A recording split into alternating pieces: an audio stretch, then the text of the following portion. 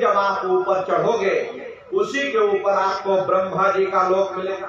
ब्रह्मा जी का लोक वो रजोगुणी स्थान है, वहां के मालिक ब्रह्मा जी हैं। वो गायत्री, सावित्री और सरस्वती के साथ उस लोक में विराजमान है। ब्रह्मा जी का दर्शन करने के बाद फिर घंटे शंख की आवाज को पकड़ करके फिर जब आप ऊपर चढ़ोगे उसी के ऊपर आपको विष्णु लोक मिलेगा।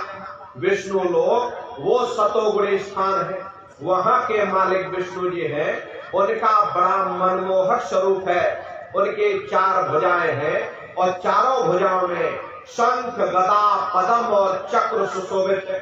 और आप क्षीर सागर में लक्ष्मी जी के साथ विराजमान है। ये तीनों देवता ब्रह्मा, विष्णु और महादेव अपने अपने लोक में बैठ करके राज कर रहे। एक रचयिता है जो जीवों को रचता है, एक पालनहार है जो जीवों को पालता है, और एक संहार करता जो जीवों को नष्ट कर देता। और एक का काम है घड़े को बनाना, एक का काम है घड़े की सुरक्षा करना, एक का काम है घड़े को तोड़ देना। इनकी जो माता है वो आद्या महाशक्ति है। ब्रह्मा, विष्णु, महादेव लोक के ऊपर वो आद्या महाशक्ति का लोक आता है। उसी लोक को पार करने के बाद में सबसे पहला देश पड़ता है, या यूं कह लीजिए कि पहली राजधानी पड़ती है जिसे महात्माओं ने सहस दल कवल कहा। वो राजधानी है। ये ब्रह्मा, विष्णु, महादेव के जो लोक हैं उस राजधानी के अंतर्गत आने वाले जिले हैं। जैसे आपके उत्तर प्रदेश की राजधानी लखनऊ है और ये आगरा आपका जिला है, ऐसे प्रेमी भाई बहनों वो सहस दल कवल राजधानी का जो मालिक है वो निरंजन भगवान है। ये ब्रह्मा, विष्णु, महादेव ये निरंजन भगवान के पुत्र हैं। और ये आद्या महाशक्ति ये निरंजन भगवान की अर्धांगिनी है। निरंजन भगवान स्वयं तीनों लोकों के मालिक हैं। उन्हीं को त्रिलोकीनाथ कहा जाता। हिंदू उन्हीं को परमात्मा कहते हैं, मुसलमान उन्हीं को खुदा कहते, ईसाई उन्हीं को गॉड कहते। घंटे और शंख की आवाज जो हर इंसान के अंदर गूंज रही वो आवाज उन्हीं के मुखार बिंदु से हो रही। निरंजन भगवान का जो स्वरूप है वो ज्योति स्वरूप है। 1000 बातें की अखंड ज्योति वहां पर बराबर जल रही। अरे हम आप मंदिरों में ज्योत जलाते हैं, इस ज्योत में तेल की जरूरत पड़ती है, बाती की जरूरत पड़ती है, लेकिन वो अखंड ज्योति ऐसी जल रही जिसमें ना तेल की जरूरत है और ना बाती की जरूरत है। पलटू साहब ने जिक्र किया कि उल्टा कुआ गगन में तिसमें जरे चिराग और तिसमें जरे चिराग, बिना रोगन बिन बाती और 6 ऋतु 12 मास जरत रहे दिन राती। सतगुर मिले जो होए ताहि की नजर में आवे और बिन सतगुर नहीं कोई वाह तो दर्शावे। वो अखंड ज्योति ऐसी है जिससे पूरा ब्रह्मांड प्रकाशवान हो रहा। प्रेमी भाई बहनों, जितनी भी अवतारी शक्तियां आई, राम आए, राम को वहीं से नीचे उतारा गया। इसीलिए उस देश को अयोध्या नगरी भी कहा जाता। और जितने देवी देवता ब्रह्मा, विष्णु, महादेव आदि की उत्पत्ति वहीं से हुई। वहां के धनी का दर्शन करने के बाद फिर तुम्हारी ये जीवात्मा दूसरे मंडल के शब्द को पकड़ करके दूसरे मंडल की चढ़ाई करते हैं। श्याम तज श्वेत को गहना, सुरत को तान धुन सुनना, बंद के लिए द्वार धस बैठो और त्रिकुटी जाए कर लेना। उसी के ऊपर दूसरा देश आता है जिसे महात्माओं ने त्रिकुटी देश कहा। वहां के जो मालिक हैं वो ब्रह्म है। वहीं से मन माया की उत्पत्ति हुई। वहीं से 3 गुण, रजोगुण, तमोगुण, सतोगुण, तीनों गुणों की उत्पत्ति वहीं से हुई। ये जो आपके वेद है, वेदों को सारी दुनिया पढ़ती है, हर वेदों की भी उत्पत्ति उसी स्थान से हुई है। महात्मा कहते हैं वह त्रिकुटी महल में विद्या सारा, घर हर गरजे बजे नगारा और लाल वरण सूरज उजियारा। वहां पर 2 धुने, बादलों की गर्जन, मृदंग की आवाज, उस लोक में गूंजती रहती है। जैसे पहले स्थान पर निरंजन भगवान के देश में घंटे और शंख की आवाज बजती है, ऐसे ही दूसरे मंडल पर यानी कि ब्रह्म के देश में बादलों की गर्जन और मृदंग वहां पर बजता रहता। ब्रह्म का जो स्वरूप है लाल वर्ण सूरज उजियारा, ये सूरज कुछ नहीं, ऐसे लाखों लाख सूर्य इकट्ठे करोगे तो वहां का एक सूर्य बनेगा। प्रेमी भाई बहनों, ब्रह्म का जो स्वरूप है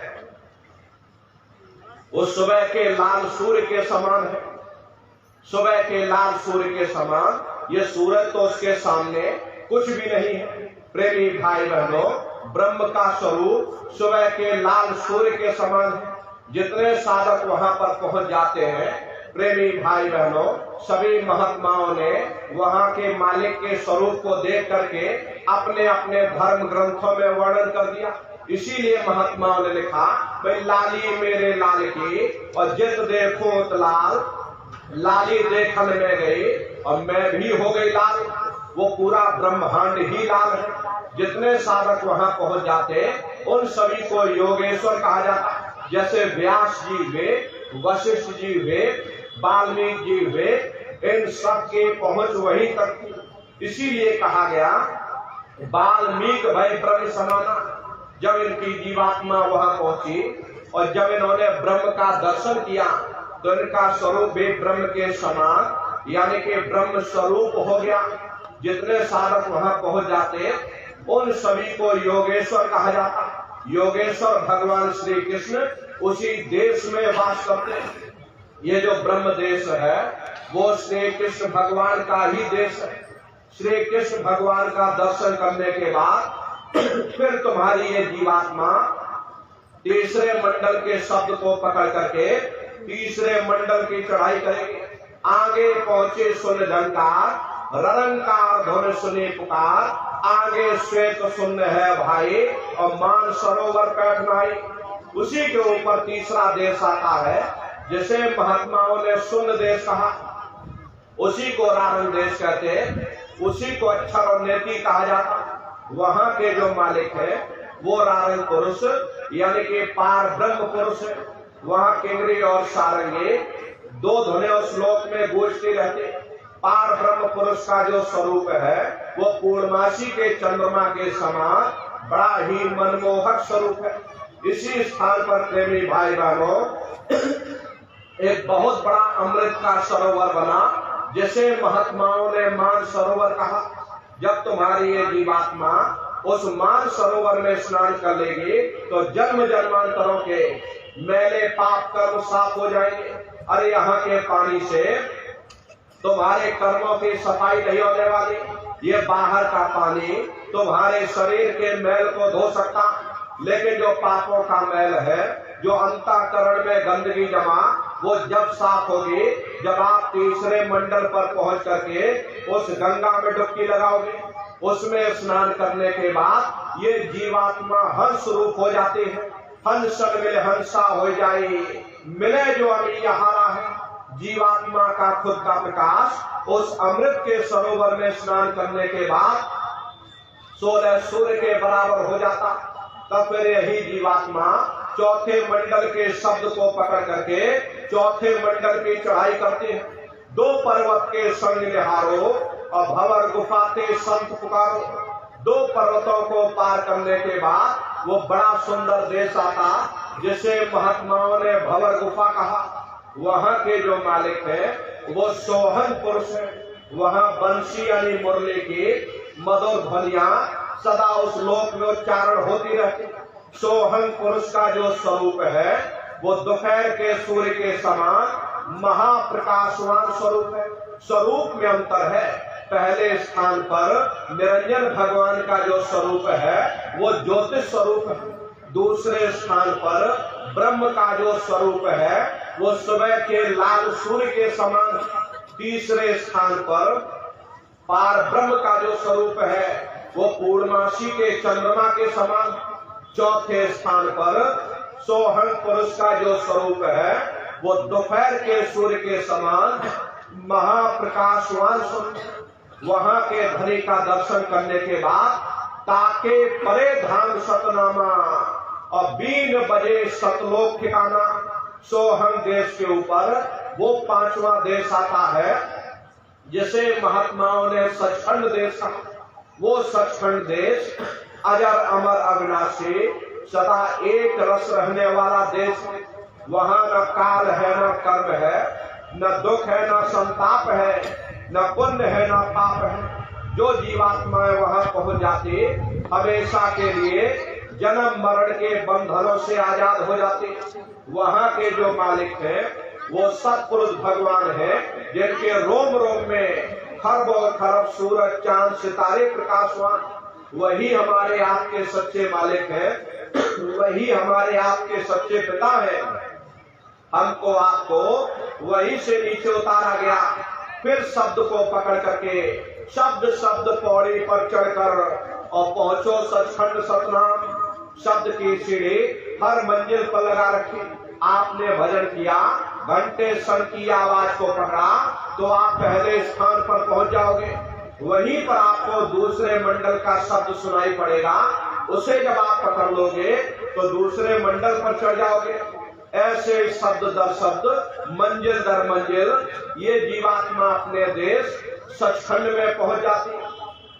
तो शब्द कब पकड़ में आएगा? जब आप भजन करोगे। और भजन कैसे किया जाएगा एक बार फिर से आप लोग समझ लीजिए। ये आंख और कान को बंद करिएगा लेकिन मन को रोकिएगा। ऐसे समय पर तुम्हारा ये मन जरूर भागेगा।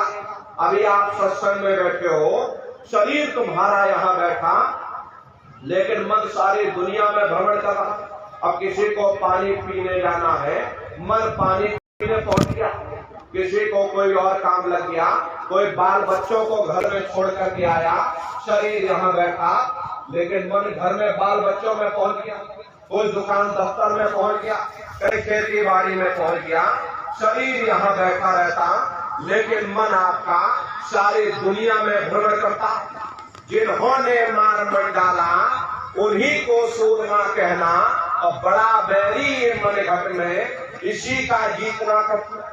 अगर दुनिया में कोई हमारा दुश्मन है वह केवल हमारा मन है। ये मन रूपी रावण कब मरेगा? जब आप 9 द्वारों पर फतेह हासिल करके 10वें द्वार पर चढ़ जाओगे तब सही मायने में दशहरा मनाई जाएगी। ये बाहर की दशहरा नहीं है जो आप बाहर बनाते हो। लकड़ी का रावण बना दिया और फूंक फांक करके घर चले आ गए कि भाई हमने रावण मार दिया। महात्माओं ने कहा था भाई सही मायने में तुम दशहरा तब मनाओगे जब 9 द्वारों पर फतेह हासिल करके तुम यहाँ 10वें द्वार पर चढ़ जाओगे। तब सही मायने में विजयदशमी मनाई जाएगी। तब ये मन रूपी रावण मरेगा। तब तुम्हारी ये जीवात्मा और इसी जीवात्मा को महात्माओं ने राम भी कहा। अरे आपके धर्म पुस्तकों में लिखा है एक राम दशरथ का बेटा, एक राम घट घट में लेता, एक राम का सकल पसारा और एक राम है सबसे न्यारा। एक वो राम है जो अयोध्या के वासी और एक राम घट घट में लेके यदि हमारी आपकी जीवात्मा जो हर एक के अंदर मौजूद है। महात्माओं ने कहा भाई एक वो राम है और एक राम का सकल पसारा यानी पहले स्थान के मालिक वो निरंजन भगवान जिनको दुनिया त्रिलोकीनाथ कहती है, जिनका ये पूरा पसारा पूरा संसार है। महात्माओं ने कहा भाई एक वो राम है और एक राम है सबसे न्यारा। 5वें स्थान के मालिक वो सत्पुरुष भगवान जो हमारे आपके सच्चे पिता हैं। महात्माओं ने कहा भाई एक वो राम है। तो महात्मा तो उस राम की महिमा का प्रेमी भाई बहनों, जब ये मन रूपी रावण मर जाएगा तब तुम्हारी ये जीवात्मा ये राम शब्द को पकड़ करके जब पहले स्थान पर निरंजन भगवान के देश में यानी अयोध्या नगरी में पहुंचेगी और जब निरंजन भगवान के स्वरूप का यानी ज्योतिष स्वरूप का दर्शन करेगी तब सही मायने में दिवाली मनाई जाएगी। ये महात्माओं का अपना एक आध्यात्मिक उद्देश्य रहा। आप तो मोटी बात पकड़िए कि भजन आपको कैसे करना है। आंख और कान को बंद करिएगा, ऊंचे से ऊंचा ध्यान दे करके गौर से सुनने की कोशिश करना। शुरू में सीटी जैसी आवाज आपको सुनाई पड़ेगी, उसे आप पकड़ लेना, उसको सुनते रहना। कुछ समय बाद में दोबारा आपको अनुभव होगा कि कहीं बड़ी दूर से एक महीन आवाज, घंटे और शंख की आवाज हमारे कानों में बज रही। जब घंटे शंख की आवाज आपको सुनाई पड़ने लग जाए, तब आप सीटी की आवाज को छोड़ देना और घंटे शंख की आवाज को पकड़ लेना। एक बार प्रेमी भाई बहनों, आप उस आवाज को पकड़ लो, फिर वो आवाज आपको नहीं छोड़ेगी, खींच करके शरीर से बाहर कर दे। रोजाना रोज ब्रह्मांडों की सैर करना, रोज देवी देवताओं के दर्शन करना, रोज राम के दर्शन करना, रोज कृष्ण के दर्शन करना। हरे प्रेमी भाई बहनों, अभी तो आप नकल में फंसे हो, असल पूजा आपकी नहीं है। अभी आप नकल में फंसे हो। अपनी बुद्धि से आप स्वयं विचार करिएगा।